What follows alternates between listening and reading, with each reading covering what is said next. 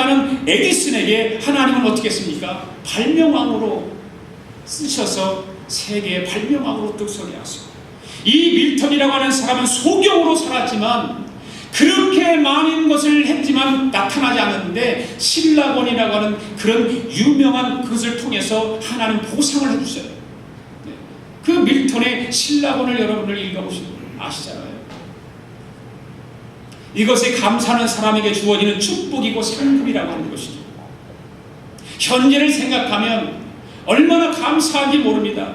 오 헨리의 마지막 입세라는 작품을 여러분들 아십니까? 오 헨리의 마지막 입세라는 작품에 보면 어느 해 가을 초라한 3층 지붕 밑 방에 폐렴을 앓는 존지라고 하는 소년이 살고 있습니다. 소녀가 살고 있었습니다. 그녀는 폐렴으로 계속 고생을 하면서 삶의 의지를 잃어버립니다.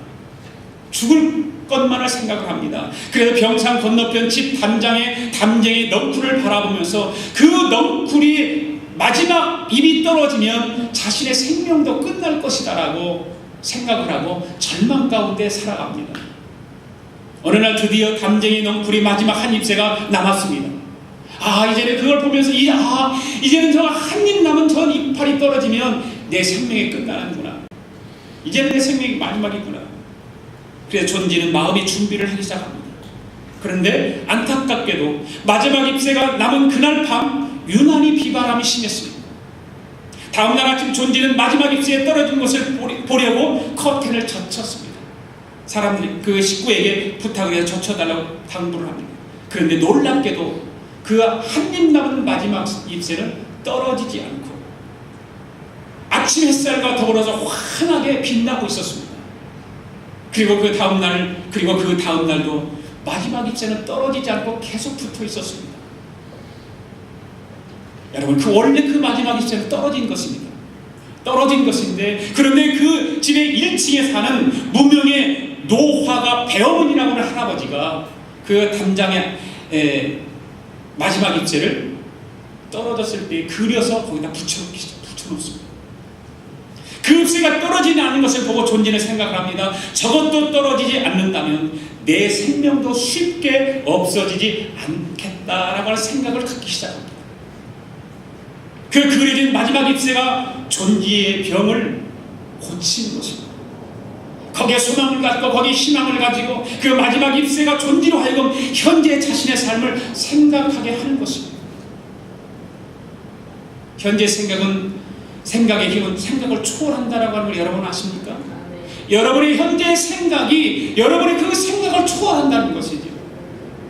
이 존지라고 하는 이 소녀는 죽기만을 기다렸던 그 현재 생각, 저 이제 마지막 잎새가 떨어지면 내 생명도 끝난다고 하는 그 현재 생각이 그 생각을 초월했다고 하는 것이죠. 죽는다고 생각하면 살 확률이 현저히 줍니다. 산다고 생각하면 죽을 확률이 현저히 죽습니다. 줄어듭니다. 생각의 크기가 땅의 크기보다 중요한 것입니다. 할렐루야. 이 세상에 아무리 땅이 크다 할지라도 생각의 크기보다 땅은 적다라고 하는 것이죠. 성공을 생각하면 실패할 확률이 크게 줄어들고 실패를 생각하면 성공할 확률이 크게 줄어드는 것입니다. 다윗이 과거를 생각하면서 감사의 기도를 드렸습니다. 그런데 지금은 한 나라의 임금입니다. 현재 자기 자리를 생각하면 할수록 기적과 같은 일입니다. 그러니 어찌 감사하지 않을 수 있겠습니까? 그래서 그는 말합니다. 하나님을 영원부터 영원까지 송축할지로다. 이렇게 찬양하며 고백합니다. 영원부터 영원까지 하나님을 송축하겠다고 하는 그 다윗의 기도의 고백입니다. 그러니까 오늘 현재를 생각할 수 있는 사람이 감사할 수 있습니다. 감사의 주인공이 될 수 있는 것입니다. 세 번째로 감사의 주인공이 되기 위해서는 우리는 어떻게 해야 될까요? 미래를 생각할 수 있는 사람이 되어야 합니다. 우리를 대부분은 시골에서 태어난 사람들입니다. 물론 시골에서 태어나지 않은 분들도 있지만 우리들이 태어났을 때 그 환경을 한번 살펴봅시다. 어땠습니까? 우리의 과거는 가난과 무지와 초라합니다. 그때 우리는 오늘의 삶을 상상이나 했겠습니까? 그 무지하고 초라하고 가난 속에 살던 그 우리의 옛 과거를 돌아보면 너무나도 초라한 모습이었습니다. 오늘이라고 하는 오늘을 생각할 수 있었느냐 말이죠. 우리가 미국에 온 것은 공부하러 왔던, 잘 살아보기 위해서 왔던, 대책을 잘 세워서 온 사람도 있을 것이고 대책 없이 온 사람도 있습니다. 그런데 모두가 왜 미국에 왔을까요? 미래를 꿈꾸며 왔다는 사실이죠. 미래를 위해서 미국에 발을 디뎌놓고 미국에서 공부하고 미국에서 노동을 하면서 살아가고 있다는 것입니다. 미래를 꿈꾸며 미국에 왔다는 사실을 우리는 부정할 수가 없습니다. 누구도 이에 대해서는 부정할 수 없습니다. 그런데 현재의 내 삶을 생각해보면 지금까지 내 뜻과는 상관없이 하나님이 인도하셔서 여기까지 왔다는 것을 고백하지 않을 수 없는 것입니다. 하나님께서 인도하셨다. 여러분들 그렇게 인정하십니까? 하나님께서 나의 길을 인도하시고 내 삶을 인도하셨다라고 인정하십니까? 내가 계획한 것 같고 내가 꿈을 꾼 것 같고 내가 철저하게 준비한 것 같지만 그 준비와 그의 꿈 속에서 하나님이 역사하셨다라고 하는 걸 믿으십니까? 참 감사한 일이죠. 기적 같은 일이잖아요. 그래 감사하지 않을 수가 없습니다. 여기서 한 가지 더 생각할 일이 있습니다. 우리의 지난날이 이렇게 왔듯이 장차 우리의 미래도 하나님은 그렇게 인도할 것이라는 것입니다. 분명히 우리 앞날도 우리들이 생각하는 것보다 훨씬 더 좋은 길로 하나님께서 인도해 주실 것입니다. 믿으시면 큰 소리로 아멘 하십시오. 더 큰 것으로 더 좋은 것으로 우리의 미래는 보장되어 있습니다. 그런 믿음을 가지고 살아가는 사람에게 소망이 있는 것입니다. 기쁨이 있고 만족이 있는 것입니다. 은혜가 있는 것입니다. 감사가 있는 것입니다. 그래서 신앙은 내일을 바라보며 살아가는 생활이 되어야 하는 것입니다. 현재만 바라보면 불편하고 아픔이 있고 괴로움이 있지만 미래를 바라보면 현재 좀 불편하고 괴로움이 있다 할지라도 거기에 소망이 있고 미래가 있기 때문에 감사하면서 우리는 얼마든지 살아갈 수 있게 되는 것입니다. 장차 주어진 하나님의 영광과 그 하나님의 은총과 그 나라를 생각하는 생활을 해야 되는 것입니다. 그래야 우리 삶이 행복하지 않겠습니까? 그래야 우리 삶에 감사가 넘치지 않겠습니까? 그것도 없이 살면 그것은 신앙도 아닌 것입니다. 그런 믿음과 소망과 기쁨으로 살아가는 사람이 바로 감사의 주인공이 될 수 있습니다. 할렐루야. 네. 어느 날 한 교회에 다니는 두 교인이 서로가 너무나 미워서 싸우는 거예요. 천사장이 보니까 너무나도 안타까워요. 그래서 천사장이 불렀습니다. 서로 축복하며 살도록 그들에게 제안을 합니다.